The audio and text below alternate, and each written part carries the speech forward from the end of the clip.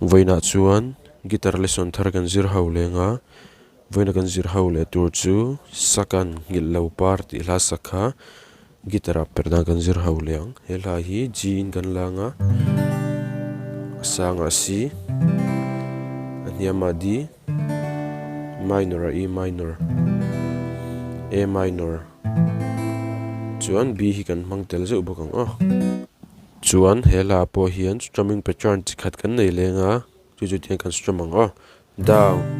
down down up tikha no NGHILHLOHPAR puana kan nol thiam lo tikhan down down na na na na na na na na na na na na